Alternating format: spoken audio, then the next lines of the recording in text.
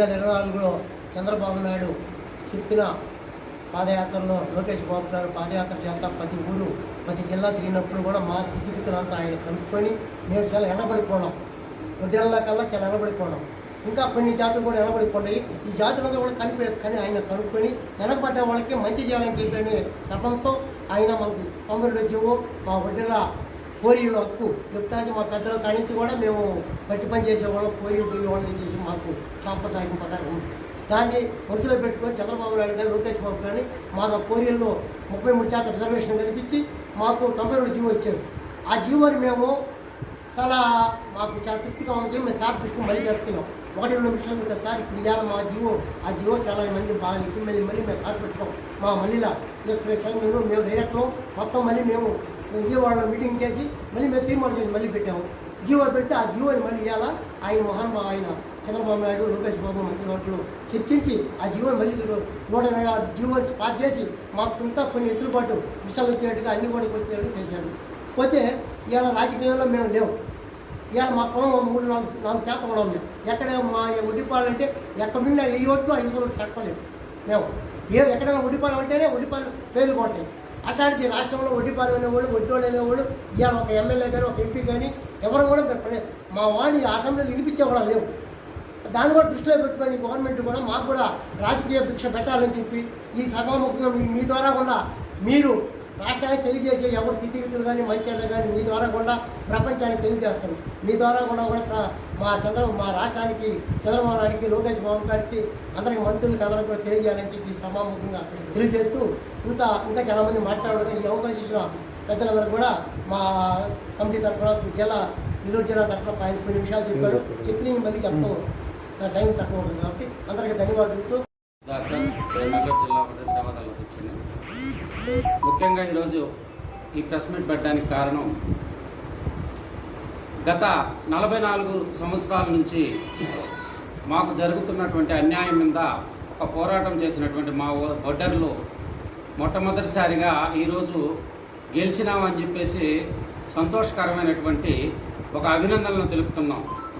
92 జీవోని ఇచ్చిన వెంటనే ఒక నెల కాలంలోనే మా వడ్డర్ల యొక్క అర్జీల మేరకు కోరిక మేరకు తెలుగుదేశం గవర్నమెంట్ని ఉమ్మడి గవర్నమెంట్ని కోరిన వెంటనే వారు స్పందించి 126 జీవోని రిలీజ్ చేసి వడ్డర్లకు 14 మినరల్స్ని యాక్టివేట్ చేసే విధంగా మాకు ప్రయత్నం చేసినటువంటి నారా చంద్రబాబు నాయుడు గారికి యువనేత లోకేష్ బాబు గారికి ధన్యవాదాలు.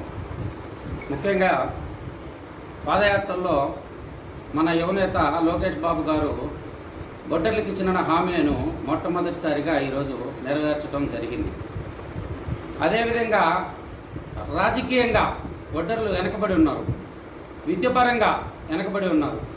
వీటిల్ని కూడా ప్రభుత్వం దృష్టికి పెద్దల దృష్టికి మేము ఎన్నో సంవత్సరాలుగా తీసుకోపోతా ఉన్నాం. గత 44 సంవత్సరాలుగా మా వడ్డర్లకు సంబంధించి ఒక ఎంపీ కానీ ఎమ్మెల్యే కానీ ఒక రాజ్యసభ సభ్యుడు కానీ ఒక ఎమ్మెల్సీ కానీ తీసుకోలేనటువంటి నిస్సహాయ స్థితిలో ఉన్నటువంటి మా పేద వడ్డర కుటుంబాలని ఆదుకోవాలని చెప్పేసి పత్రికా మూలకంగా మీడియా మూలకంగా చంద్రబాబు నాయుడు గారిని లోకేష్ బాబు గారిని కోరడమైంది.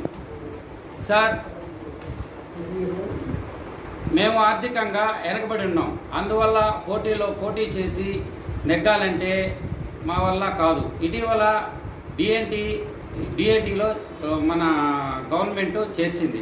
డిఎన్టీల్లో కూడా బలపడినటువంటి బీసీ కులాలు ఉన్నాయి. ప్రత్యేకంగా ఒక 10% డిఎన్టీలకి కేటాయించాలని చెప్పేసి ఇంతకుముందు మన కమిషన్ని కలవడం జరిగింది. దీన్ని కూడా మాకు రెక్టిఫై చేసి విద్యపరంగా రాజకీయ పరంగా మాకు 100కి 100 పాళ్ళు న్యాయం చేస్తారని చెప్పేసి కోరుకుంటున్నాము. పెద్దలు మన రాష్ట్ర చైర్మన్ మన మల్లెల ఈశ్వర్ గారు, వడ్డే వెంకట గారు, అదేవిధంగా మా ప్రియతమ నాయకులు, మా డైరెక్టర్లు, మా వడ్డీ సంఘ నాయకులు, కుల సంఘాల పెద్దలు అందరూ కలిసి మూకమ్మడిగా ప్రయత్నం చేసిన కేవలం 1 నెలలోనే జీవోని మార్చిన ఘనత ఒక్క నెలలోనే జీవోని మార్చి మాకు వెంటనే రిలీజ్ చేసినటువంటి ఘనత మాకు దక్కింది. మాకు చాలా సంతోషకరం. ఎందుకంటే 25 మందితో మన క్వారీల్ని మూవ్ చేయాలంటే చాలా కష్టం. ఈ రోజుల్లో 25 మంది ఎత్తుకోవాలంటే 4-5 మండలాలు చూసుకోవాల్సిన పరిస్థితి. దాన్ని ప్రభుత్వం మమ్మల్ని గుర్తించి మాకు ఈ అవకాశం ఇచ్చిన దానికి, ఇది తప్పుడుదారిలో పోకుండా పెద్దల చేతిలోకి అధికార నాయకుల చేతులకు పోకుండా కేవలం ఒడ్డర్ల చేతుల్లోనే ఒడ్డర్లు బాగుపడే పేద ఒడ్డర్లు బాగుపడాలని చెప్పేసి కోరుకుంటూ ఈ అవకాశం ఇచ్చినటువంటి కుల పెద్దలకి అందరికీ నమస్కారాలు తెలియజేసుకుంటూ సెలవు.